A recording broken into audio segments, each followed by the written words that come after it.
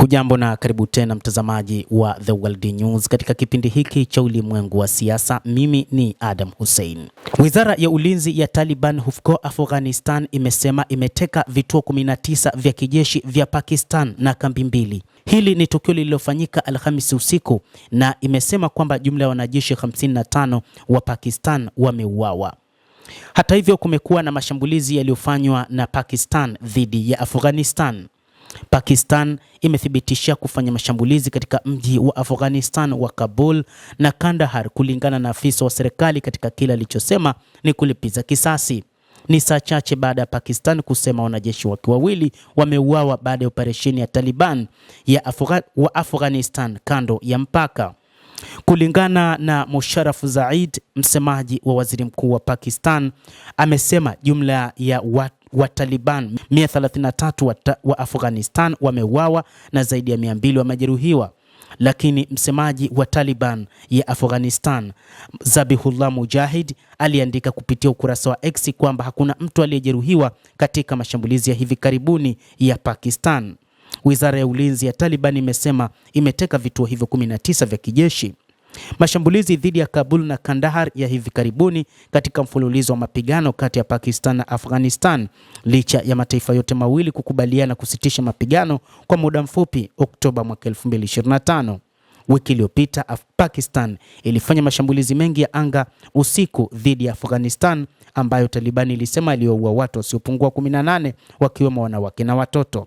Islamabad imethibitisha mashambulizi hayo yalilenga kambi 7 zinazodaiwa kuwa na za wanamgambo karibu na mpaka wa Pakistan na Afghanistan. Inasema yalizinduliwa kufuatia mashambulizi ya mabomu ya kujitoa mhanga nchini Afghanistan. Waziri Mkuu wa Pakistan Shehbaz Sharif alisema siku ya leo Ijumaa kuwa wanajeshi wa nchi yake wanaweza kuwaponda wavamizi kufuatia mashambulizi ya anga katika nchi jirani ya Afghanistan.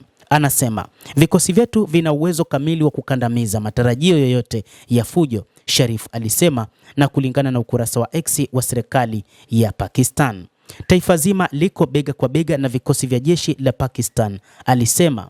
Msemaji wa serikali ya Afghanistan hapo awali alithibitisha kwamba Pakistan ilifanya mashambulizi ya anga mjini Kabul na majimbo mengine mawili ya Afghanistan mapema asubuhi ya leo, katika ongezeko la hivi punde la ghasia kati ya nchi jirani ambazo zilifanya upatanishi wa usitishaji wa mapigano uliofanywa na Qatar.